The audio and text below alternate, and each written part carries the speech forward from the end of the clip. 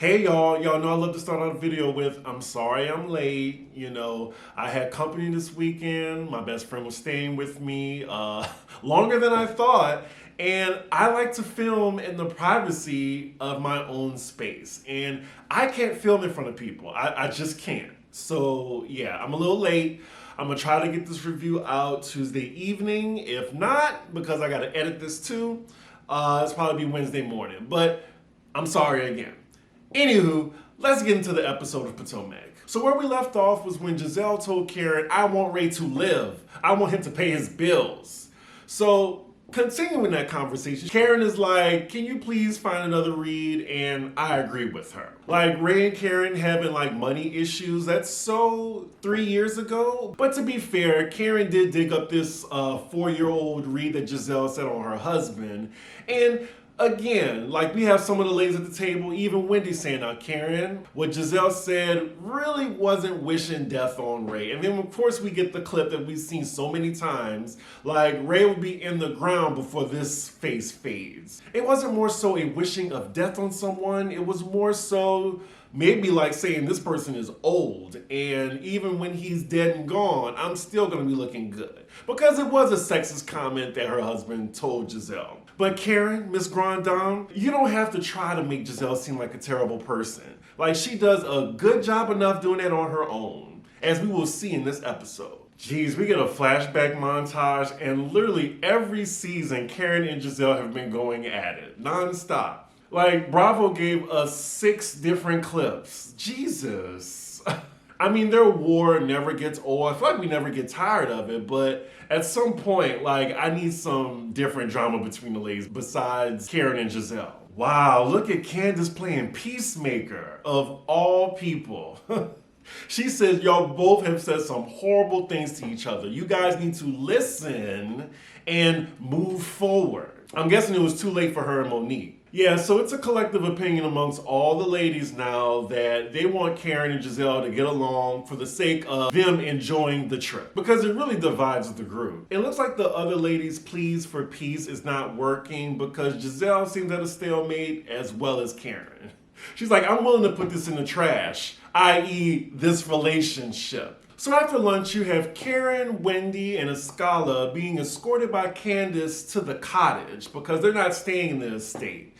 And now they're showing the differences between both properties, and Candace needs her ass whipped for this. She could have paid for 2 different estates because this is definitely a Holiday Inn they're staying in. This is not luxury right now. This looked like somebody grandma house. Yeah, she wrong for this. I could see Candace putting Escala and Mia the new girl in the cottage, but putting Karen there, that was a choice, and that choice was shade. But thankfully though, the ladies that are staying in the cottage aren't making a big deal about it. We have a short funny scene of Karen and Wendy trying to get Wendy's luggage up. Wendy obviously can't do any heavy lifting because of her recent surgery. And Karen, I mean, she's a woman of a particular age, darling, so she can't do that all by herself. So they asked T'Challa, or T'Challa, I might have to start calling her T'Challa, if she gets on my nerves. But right now, I'm gonna call her Escala. But Karen accidentally calls her the wrong name, T'Challa, and she apologizes. But yeah, what does Wendy have in this bag that's so heavy? Oh my God, not the estate having a butler though. They really put those other women in the slave quarters while they're in Massa House. So next scene we're with Ashley at her place. Now, I didn't know she was in Arlington, Virginia. Can some of my subscribers or anybody in the comments, can y'all please let me know how far is Arlington from Potomac if y'all are familiar with the DC area?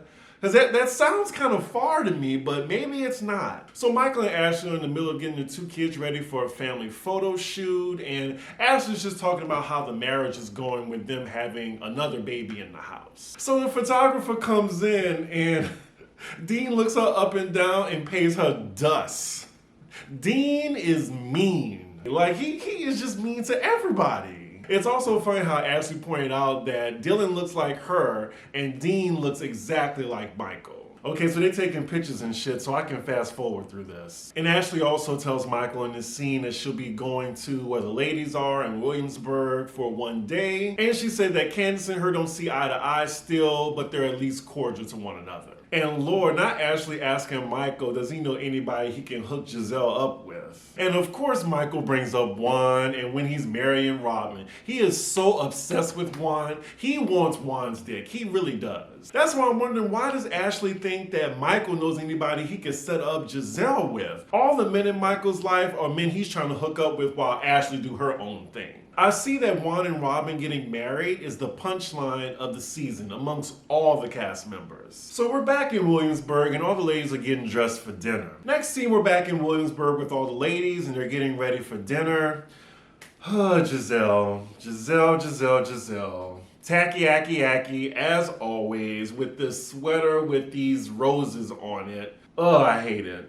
But Wendy, or Wendy, oh my goodness. The titties are sitting. She looks good. Good. Waist is snatched. The leather pants. I'm saying leather pants is really popular on Bravo this year. This is Scholar Girl can dress too. Like every scene I've seen her in, she definitely knows how to dress. So before the other ladies from the cottage get over to the estate, we're with the green-eyed bandits and they're talking amongst themselves. Now, I already knew that putting the ladies in the cottage was shade, but it's confirmed to me when I hear Giselle call it the servants' quarters. Like they knew nobody wanted to be in that house. And now they're talking about Wendy's change from last year to the present. It's very mean girl conversation. Like, Giselle says she's concerned, but she's not. She's not at all. Like, oh, well, all the skin she's showing, so what? So what? The two of you green-eyed bandits are still boring. Y'all the ones that need to change. Y'all got me defending Wendy. Like, Wendy, but she annoyed me last season how she hurried up and jumped to the green-eyed bandits to go against Monique. So I see this as Wendy's karma, kinda, but it's still shitty how they're talking about her back like this. Meanwhile, the ladies from the cottage arrive at the estate and Mia answers the door for them. Mia looks good, and I'm guessing this is Chanel from head to toe. I like Mia so far. She seems like she's just happy to be there. We're back to the green-eyed bandits, and now they're talking about how Wendy is dressing. And especially Robin. Robin sounds very mean girl. Oh, especially that bodysuit. Did you see it? They remind me of the two white girls in the Baby Got Back video. Who does she think she is? Her butt is so big and black. Like, they are really some old crows hating on Wendy right now, and it's pissing me off. Like, Robin, just because your masculine vagina might hurt in Wendy's bodysuit doesn't mean it's uncomfortable for her. And then they want to mask this mean girl conversation with, I just want to make sure she's okay and not going through anything. So according to Robin, Wendy doesn't have substance anymore. The Wendy that she met had confidence and wasn't insecure. Robin, of all people, it's fascinating. And here goes Giselle again, bringing up a rumor about a castmate's family. Like, she did this last season, she's doing it again. And then Robin's like, yeah, I heard about it. I don't believe it, but I heard about it. And then they're talking about it now. Like, it's so messy. And the consensus between Robin and Giselle is that Wendy is overcompensating for something. And this something, they don't know what it is, but yet they bring up the rumor that they don't believe is true. So it really looks like Wendy barged in their conversation, so I'm gonna go with it. So as soon as Wendy walks in, they stop talking, and she asks, were y'all having some deep conversation? No. But they were talking about her, but yet they're silent. They could have had this conversation with her right then and there, instead of having it later on in front of other women, which we will see how that goes shortly. So all the ladies are downstairs now. Candace hands out gifts to everyone. And one of the gifts are these large swimming caps. But the ladies, I'm guessing, aren't familiar with these because these swimming caps are particularly made for women of color to protect their hair. But they're thinking like, oh, why you bought me this big ass condom to put on my head? Giselle lets all the ladies know she's gonna be hosting a water aerobics class for them, even though she's not certified in anything but mess and nastiness. So the ladies are all at dinner, and the first topic of conversation is Candace and her music career and her husband. Sorry, I'm just thinking music career and Candace, and it just made me laugh. She's talking about her music career as well as her husband being her husbander. And also she's talking about the dynamics of her working with her husband as her manager. And sometimes, he can be a little harsh with her. And of course, Giselle is needling Candace, and she actually compared Chris to Kris Jenner. And a scholar's face says it all. Like, why would you even say that? And here comes Giselle again trying to sprinkle that doubt on somebody else's marriage and saying, well, you don't want to resent him for working for you and not being able to hustle on his dreams and then having him ride your coattails.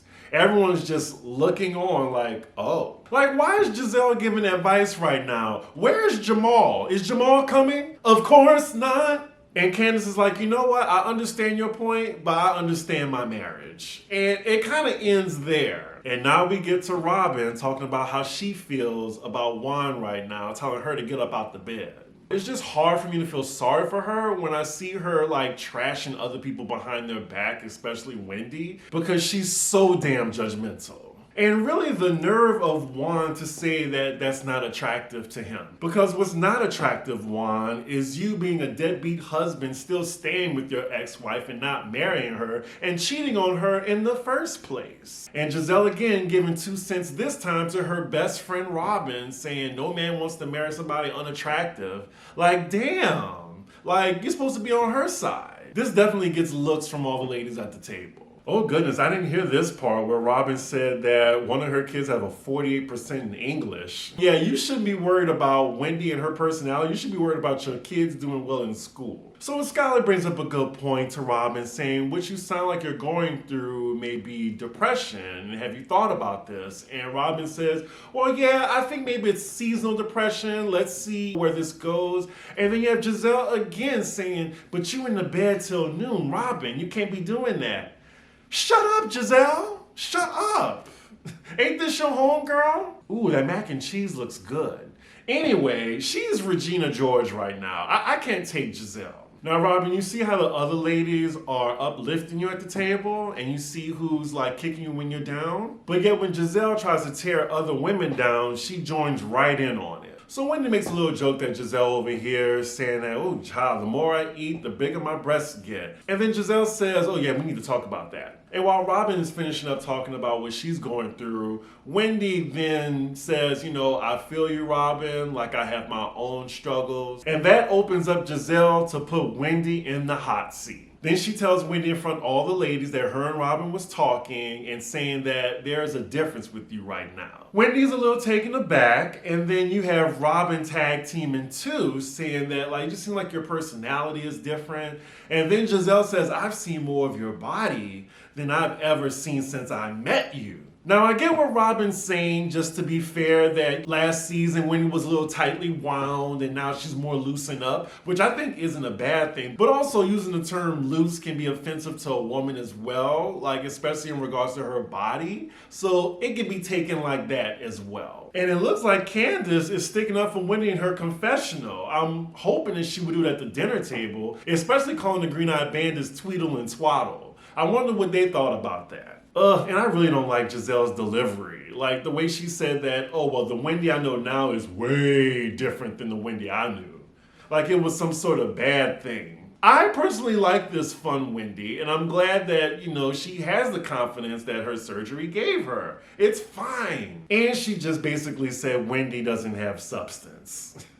Giselle Bryant. Wendy's defending herself, saying like she doesn't want to be put into a box. And then Nia, she kind of jumps in along with the Green-Eyed Bandits and she says that, well, you see Michelle Obama don't have her breast out, or Oprah. Again, that's putting her in a box. You're putting these other women in a box too. And here's the Wendy we know. I stand before you still as a woman that is educated with 4 degrees. I like how she defended herself in that moment because Wendy is well-spoken. And when I say well-spoken, I mean, knowing how to eloquently check a bitch without having the need to curse or raise your voice. And she's letting her know that even saying substance is triggering to her. Oh! Giselle says to Wendy, but you were sexy last year. Wendy says, I define my sexiness, not you. At least the scholar have her back. Unfortunately, she's a friend of the show, so I feel like production is like turning down her mic or something or editing her out. But I see that a scholar definitely has Wendy's back. And Giselle just keeps needling Wendy. She's like, oh, so you didn't have confidence last year. Who are you? Are you her therapist? Oh my God, Giselle is dirty, as well as Robin. Again, I might need to find out the name of this restaurant. That food looks really good. Thank you, Karen. Thank you for speaking up. Wendy, you do not have to defend yourself to these witches. I can't say what I want to say. You don't defend yourself in front of these green-eyed bandits right now who are clearly jealous that they don't have your confidence right now. Thank you, Karen. That looked like it came from a genuine place. Karen's like, I can show my pubic hair if I want. Okay. It's a good point, but it's a visual I did not want. Ooh, Giselle is a treacherous, mischievous wench for bringing up Wendy and Mia's fight to give weight to her argument that Wendy has changed. I think those are two separate instances. I mean, I do think Wendy was being a hater in that moment, but it doesn't have anything to do with what Giselle is accusing her of in this moment. Yeah, Wendy is definitely on defense right now. I think she's handling herself well. She has a good poker face on, but she's clearly bothered by it. And what Giselle and Robin are doing right now, they are gaslighting her at the table, trying to make her believe that something is wrong with her. Then Wendy tells them, do you have any other questions? And they ask, are you okay? Well, of course, Giselle and Robin didn't bring up the rumors that they were talking about amongst each other. They are some chicken shit chicks, I swear. They knew not to bring it up. They knew, but we gonna have messy ass Ashley next week, and I can't wait. So now friend of the show, a scholar tells Giselle, well, you have so many questions. What about you? Like, tell us about Jamal.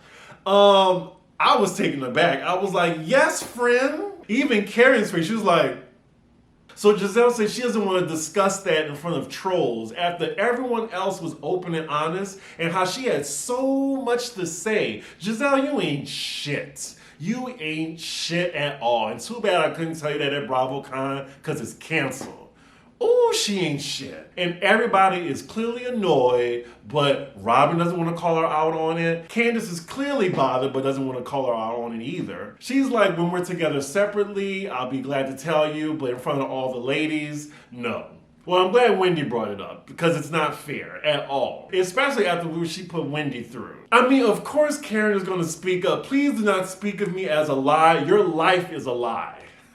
Here we go again. Read her, Karen. Read her. Every time we bring up something at the table about us, you have so much to say, but when you're in the hot seat, you don't want to say anything, and that's you deflecting, bitch. That's what Karen said, not me. Not me. Ooh, this commercial break, Lord, they are just shoving Tiana and her husband down our throats. Y'all, I hope y'all look at it, because I'm not. But anyway, we're back with the ladies, and we see Karen reading Giselle, and then we actually see Candace on the side of Giselle, like nodding her head in approval, like Karen is speaking the truth right now. Yeah, so the dinner is awkward now, because now it just turned into Giselle versus Karen yet again. Ugh. And then Robin gets the last word in to tell Wendy that she was beautiful before, and she don't want the changes in her body to define her. What? Oh my God, if I was Wendy, I'd been like, bitch, who are you talking to right now? Wendy is definitely keeping a poker face right now. She accepts what Robin is saying. And clearly you can see it's affecting Wendy because right now she's covering up. So the ladies all head back to the estate in the servants' quarters. We're with Ascali, Karen, and Wendy, and we see Wendy saying that she's glad she's staying with these ladies after the conversation that was said at dinner tonight. So now we're back with the green-eyed bandits, and we see Robin asking Giselle, do you think Wendy's in her head now because of what we said? Of course she is, because what y'all did was some mean shit. They should be ashamed of themselves. They really should. Like, they knew what they were doing. Oop, and then we see Wendy how she really feels in the confessional about Giselle saying she lacks substance, and saying that Happy and Ness, particularly Ness on her own, has more substance than Giselle. And I agree with her. So it's the next morning and day 2 of the ladies being in Williamsburg. We're with Candace as she's Practicing for her music video, blah, blah, blah, fast forward. We're now with Karen and Wendy and they're talking amongst themselves. So Karen notices that Wendy is a little bit more covered up this morning as they're on their way to Giselle's swimming class or whatever. And Karen tells her, if you're dressing for Giselle right now, go upstairs and change your fucking clothes. Amen. A fucking man. Wendy assures her that she's not and she has her bathing suit in her bag. Oh! See, I was about to I had to give my reaction, y'all, to hearing Karen say Giselle and her fat vagina. Wiggling her fat vagina.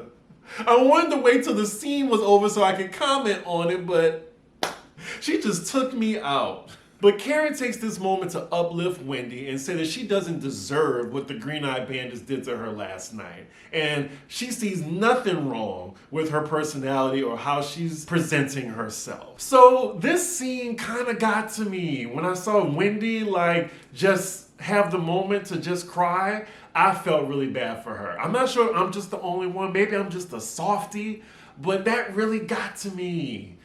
She really felt hurt. And I think she really saw Giselle as a friend. I think they're both AKAs. Karen uplifting her was just so nice and so genuine to see. Oh my gosh. I can't let a Housewives show get me emotional. What am I going through? I'm hungry right now, y'all. Pardon me. And seeing Wendy finally just let her emotions out and let her guard down for Karen, especially what they went through last season, that is some growth. It was just really nice to see.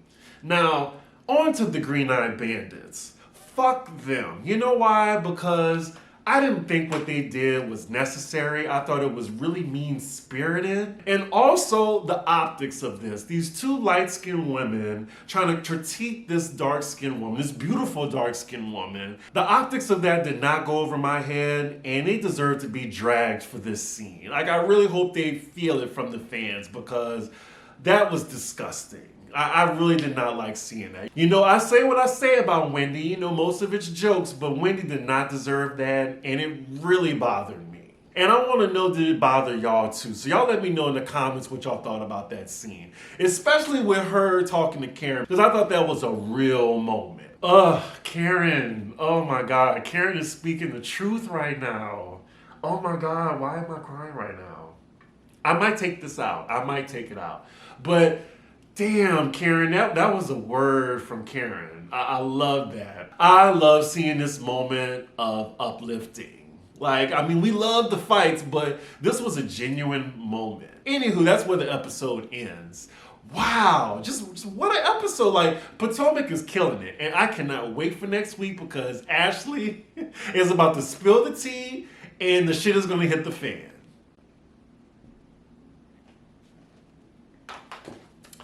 But with that, y'all, please give me y'all comments on this episode. I can't wait to read them. I'm going to start editing this as soon as possible. Hopefully, I can get this out by tonight. Hopefully. So I will see y'all for the next episode. Make sure y'all like, comment, and subscribe, and I will see y'all soon. Bye.